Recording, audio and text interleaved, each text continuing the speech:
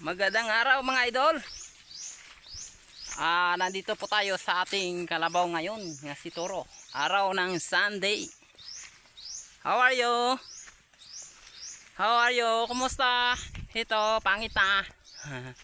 Ito po yung kalabaw natin dulo. So ipakita na po sa inyo ha. Yan. So lampas na ngayon alas 9. Kailangan na nating ipaano mga idol, tuoy or paliguan ng ating kalabaw. Yun o, yun si Toro natin. Toro, nako, nalubong ka na diya.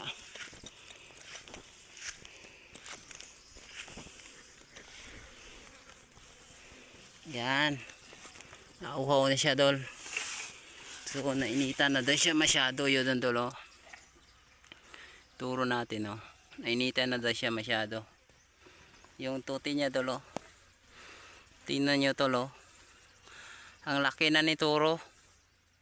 Buyag, almost 8 years old o 7 to 8 year old na mga idol, o 7 years old na po ito. Tuti niya dolo. Now, so paliguan na po natin kasi parang uhaw na po ito mga idol. Ayun, wait lang Roha, wait lang. Busog na busog yata siya mga idol kasi hindi niya naubos yung mga damo dito. Yun, dito po yung pinagtalian niya dolo. Yun o, dito ko po siya itinali kahapon pa. Hanggang ngayon lang natin pinuntahan mga 9 o'clock ng umaga kasi alam natin na pang paligo na siya mamaya dol. So okay, so ito na po yung tali niya dol.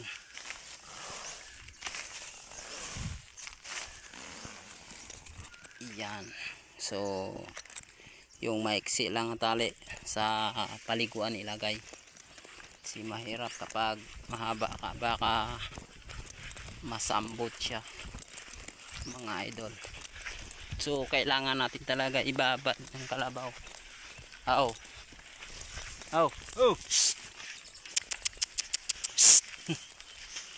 Kapag sobrang init ngayon, lalo pag kurisma mga idol, huwag natin pabayaan ang alaga nating kalabaw kasi ay baka malimutan natin sa gitna ng init ay madali pa naman mahapuan yung kalabaw or mahihingal.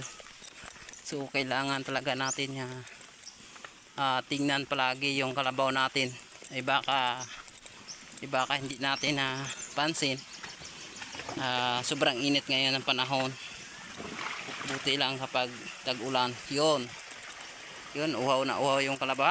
Haw. Tawid mo na ako ba ha? Wait lang. Sige, abante. Yun na siya dolo. Nasilalim siya dumaan. So mag-ingat po tayo dito mga idol. Si minsan ay mayroong ahas dito sa daanan. Stay! Yun o, ang hirap nating daanan dolo. Ayan. Yan si Toro. Umikot muna mga idol o. Yun o. So uhaw na uhaw siya mga idol. Ang kaugalian ng kalabaw mga idol, kapag nasa sa kanyang labugan or paliguan, doon siya iinom, doon rin siya tatai. Ayan. So ang ganda ng paliguan niya mga idol oh. Wala ka makitang bato dito. You know? Parang may busay pa doon no. Ayan, may batis doon idol, mga idol sa dulo na yan. Ayan. Diba? Parang may busay. Yun, nabante na. Ayan siya. Nandyan na siya. Umaabanti na. Umaaray na. Oh. So ingatan natin yung phone natin tol. Camera natin ay baka malaglag sa tubig. Ang haba pa naman dito. Nagluto naman tayo ng ulam. Hindi naman po upo ito mga idol. Kundi nag-adobo po tayo. Nandiyan na si Toro dalo. So shout out dyan sa mga yun ang batis ng Toro namin dalo. Mga palabugan yun o. Yun o. Ang ganda diba doon? Napakalawak at saka napakalalim. Saka ang linaw ng water doon sa baba. Yung Toro, ang ganda ng cluster niya. Ang ganda ng puro paligo niya doon. Alam nyo ba yun? Yun doon oh. Yun, bumubura pa oh. Yung Toro, sumasalom na. Ilalim. Yan, doon ka sa kabilalim. May mga turtle pa dito maliit dulo. Yun silalim dulo. May turtle na maliit. Saka marami ang similya ng mga pagong dito sa paliguan ni Toro mga idol. Ayan, dito natin siya itali doon. Dito. Yan na. Ayan, nakatali na po siya dolo. Yun o. Yun, ganito ang pagtali doon sa paliguan ng kalabaw doon. So alam niyo ba dol? Yung sobrang lalim ni ng ating batis na to. Tingnan mo na sa sukib na siya dolo. Ituro to, doon na sa ilalim masyado. Yun na hindi makita dolo. Nasa ilalim na siya masyado, nakatago dolo yung lubid niya dolo. Isukib yun sa ilalim dol. Ang sobrang lamig. Kahit 10 kalabaw pa dito kasya dol.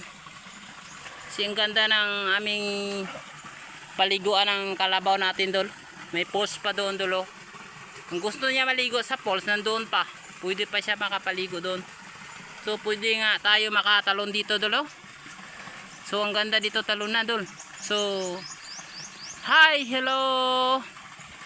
Shout out. Yan.